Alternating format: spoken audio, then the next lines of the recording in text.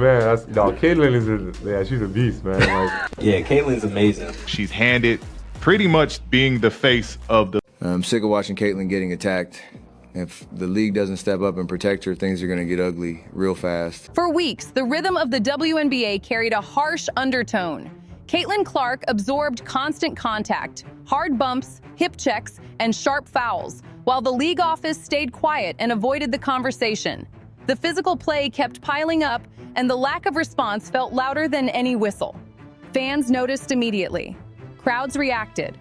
Online shows acknowledged it briefly and then slid past the topic. The unspoken message was clear. Handle it yourself. Welcome to the league. That tone lingered until the silence finally cracked. Not because the WNBA stepped in, but because the loudest voices in basketball decided they had seen enough. Stephen Curry spoke, LeBron James followed, Luka Doncic joined in. One after another, NBA stars with championship rings and global platforms weighed in.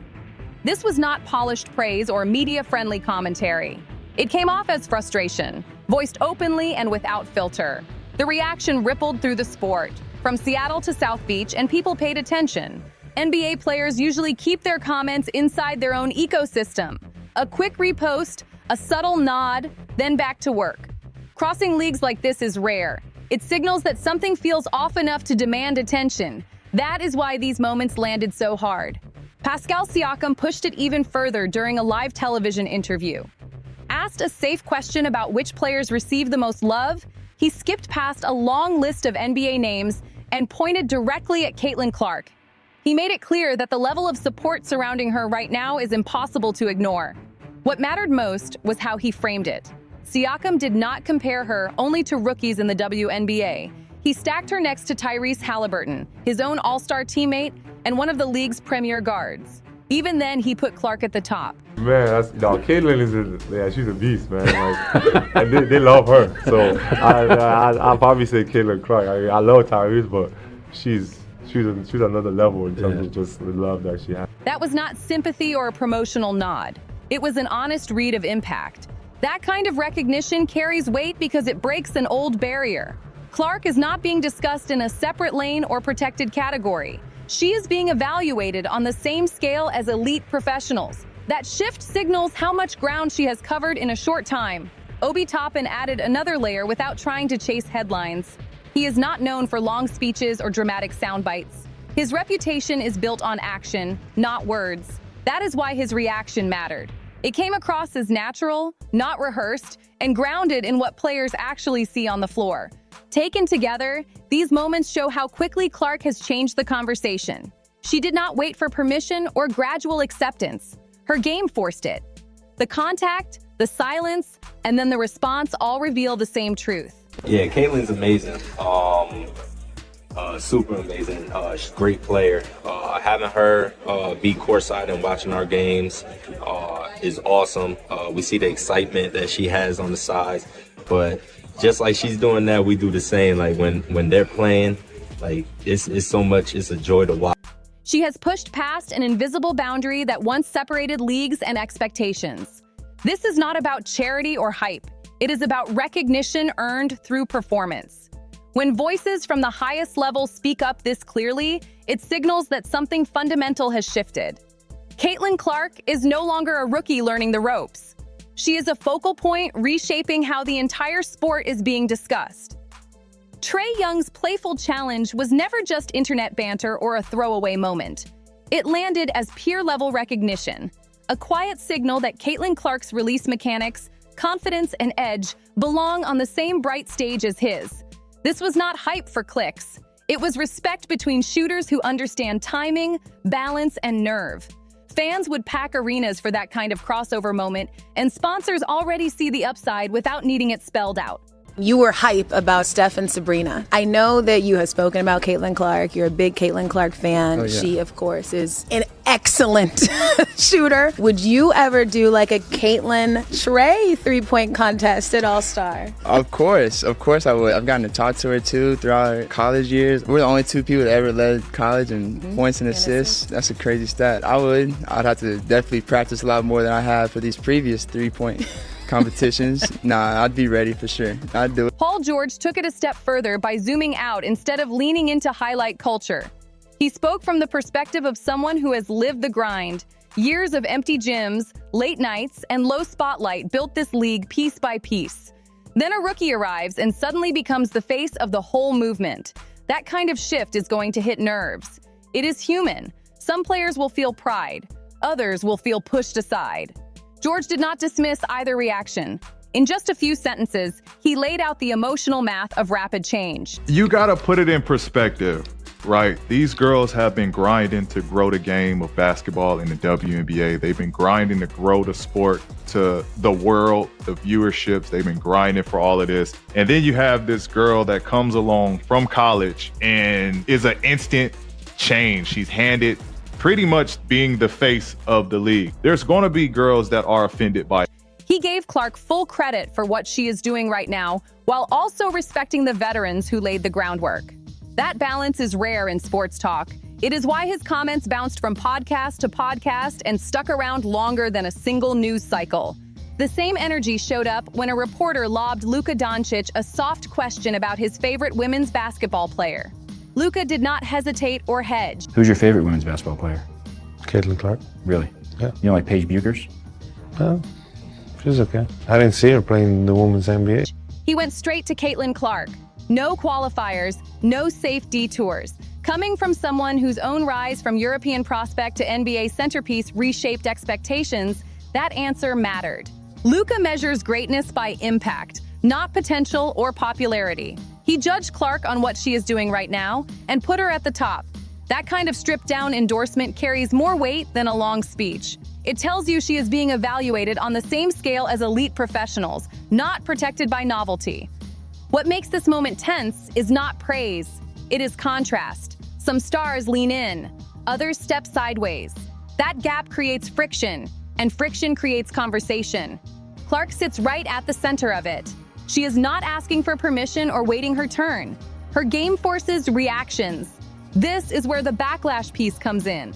Rapid elevation always creates discomfort. The league spent years building slowly, and now the spotlight is moving at warp speed. That acceleration brings opportunity, money, and visibility, but it also brings resentment and quiet resistance. None of that erases Clark's performance. It explains the temperature around it. The reason this stretch feels different is because the attention is not manufactured. It is organic.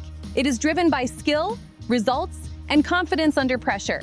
Clark did not arrive as a symbol. She arrived as a problem defenses cannot solve and a story people cannot ignore. That is why these comments from Young, George, and Doncic matter. They are not cheerleading. They are acknowledgement. When peers at the highest level recognize what is happening, it confirms that this is not a moment. It is a shift, and everyone in the orbit can feel it. Direct and unapologetic. Coming from the man who rewired basketball geometry itself, that line landed as both a warning and a blueprint. When Stephen Curry speaks on shooting, it is never casual noise. He followed it up with a precise breakdown. Same release speed, unlimited range, same flair when the moment gets loud. Then he dropped the final layer. She is the full package. I saw somebody break down the release time, which is pretty much identical to mine. And then her just confidence, you can't help but watch when she plays, where she's shooting from, the range, the confidence, the flair. Like, she's a performer. It's crazy though, just because her shot is like that, it's at that level. But if you really watch, like, her floor game is as impressive, so it's kind of the total package. Curry's approval is never random. His belief turned Klay Thompson into a legend and Jordan Poole into a max contract story. That kind of endorsement carries real weight. Calling Caitlin Clark a basketball twin is not hype. It is legacy-level recognition. The momentum slowed when Jason Tatum brushed off a WNBA question with a short answer. Favorite WNBA player? Asia Wilson. Aja Wilson. Full stop. No disrespect to Wilson's dominance, but Tatum choosing not to even reference Clark felt intentional. It read like strategy, not oversight. same vibe followed when Kevin Durant was asked about his favorite women's player and answered Angel Reese without hesitation. Reese is talented, no doubt, but with Clark rewriting records every week, the choice felt pointed. Two major voices stepping sideways instead of forward only tightened the tension. Paul George called this moment early. Not everyone is comfortable with a new order. That resistance actually highlights Clark's disruptive force more than any praise ever could. Pull back from the non-stop debate and the numbers tell the real story. Games moved into NBA arenas and still sold out. TV ratings jumped over 400% compared to last season. Merchandise vanished instantly. Nike could not keep Iowa Gold on shelves.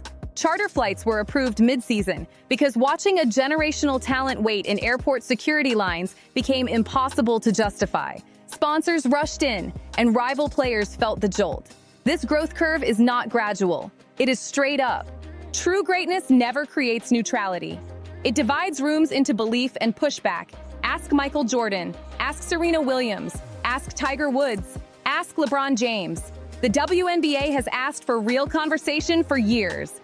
Clark kicked the door open and forced it into the spotlight.